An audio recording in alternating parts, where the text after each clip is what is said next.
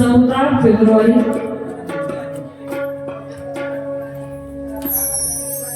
something special. Today is something special day. असं म्हणावं लागेल. विशेष आहे. ज्यांच्यासाठी विशेष आहे त्यांच्यासाठी आहे. मला असं वाटतं प्रत्येकासाठी नसेल विशेष सुद्धा. असं आज व्हॅलेंटाईन डे आहे. व्हॅलेंटाईन डे प्रेमाचा दिवस म्हटलं होतं त्याला व्हॅलेंटाईन डे. पण मला असं वाटतं प्रेम करायचं म्हणजे फक्त एकाच दिवसापुरतं करायचं का? 365 दिवस प्रेम करण्यासाठी कमी पडतील हो. एकच दिवस कुठे प्रेमाचा मानत बसायचा. पण ऐका त्याच्यापुढे जाऊन एक गोष्ट मी बोलेल. प्रेम दाखवायची गोष्ट नाहीच आहे. प्रेम ही अनुभवण्याची गोष्ट आहे आणि तो अनुभव आपल्याला कथा कीर्तनामधून बऱ्याचदा येत असतो बघा. आणि आणखी एक वाक्य बोलेल. तुम्ही ज्याच्यावरही प्रेम कराल ज्याच्यावरही प्रेम कराल त्या प्रेमाला विसरता कामा नये बघा. मी सांगितलं परवा पण माझ्या राधेने कृष्णावर प्रेम केलं पण कृष्ण तिला भेटला का? मग प्रेमाची परिभाषा ही आहे भेटत नाही म्हणून प्रेम बंद करायचं नाही. ही प्रेमाची खरी भाषा आहे. खरी परिभाषा आहे. भेटत नाही म्हणून प्रेम आपण करणं सोडून द्यायचं नाही. भेटणार नाही हे माहीत असून सुद्धा प्रेम करणं त्याला खरं प्रेम म्हणतात बघा. अहो ज्यावेळी कृष्ण भगवान परमात्मा गोकुळातून मथुरेला गेला ना त्यावेळी परवा येतो म्हणून सांगितलं होतं महाराज कृष्णाने. परवा येतो 2 दिवस मामाच्या गावाला फक्त मी मेला पाहायला ती जत्रा पाहायला यात्रा पाहायला चाललोय असं सांगून जाणारा भगवान परमात्मा असं सांगून जाणारा भगवान परमात्मा त्याच्यानंतर पुन्हा गोकुळामध्ये कधी आलाच नाही. किती वाट पाहिली असेल त्या गवळणींनी. किती वाट पाहिली माझ्या नंद बाबांनी. किती वाट पाहिली माझ्या यशोदा मैयाने. किती वाट पाहिली त्या माझ्या राधा राणीने. पण तो भगवान परमात्मा परवा येतो म्हणून गेलेला भगवान परमात्मा कधी वापस आलाच नाही बघा. माणसं हरवतात गर्दीमध्ये. आज ज्याच्याकडे पाहिलं तो दिसतोय चांगला बरं का पण त्याच्या मनात किती दुःख आहे ते कोणाला सांगता येत नाही. सांगू तुम्हाला जो तो दिसावयाला दिसतो सुखात आहे. ऐका ना.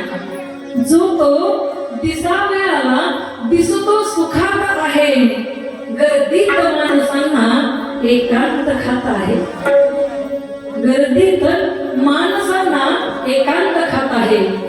ऐकून घ्या परंतु ऐका बरं ऐकून घ्या परंतु सांगू नका कुणाला.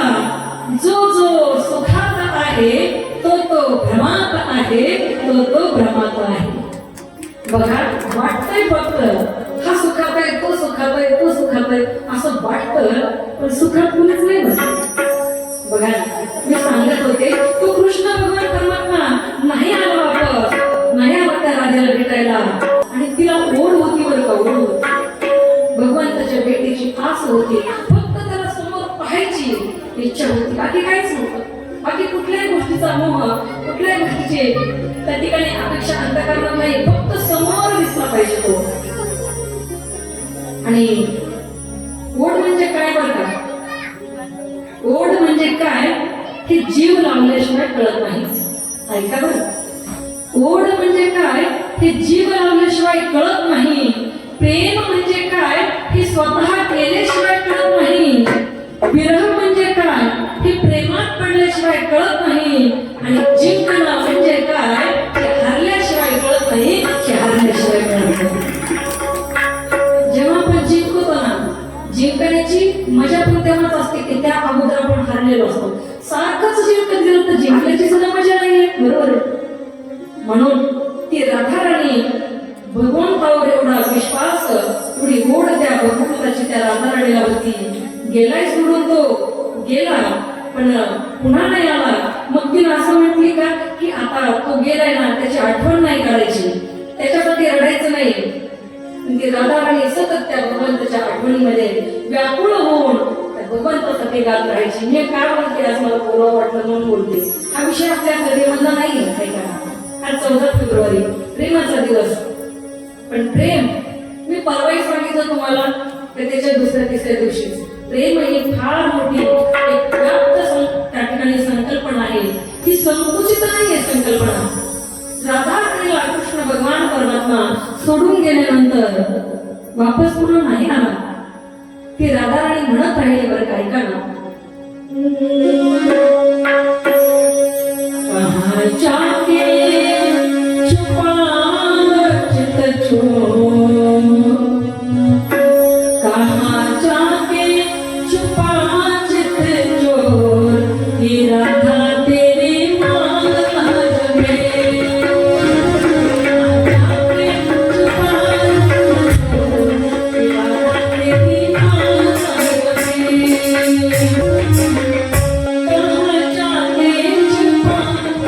चोर, ये राधा तेरी मांग में,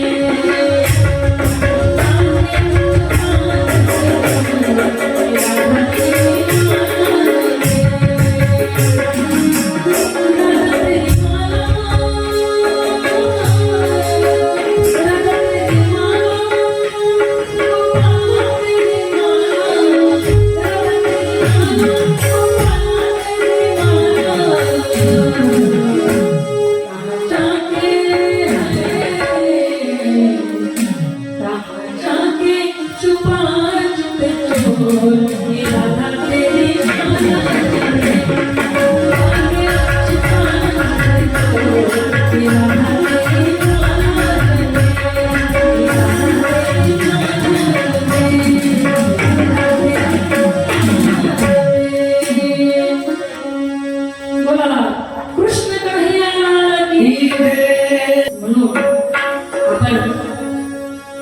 प्रेमाची परिभाषा, प्रेमाची व्याप्ती अंतःकरणात ठेवून आपल्या परिवारावर, आपल्या पतीवर, आपल्या पत्नीवर, आपल्या सासू सासऱ्यावर, आपल्या मुलावर,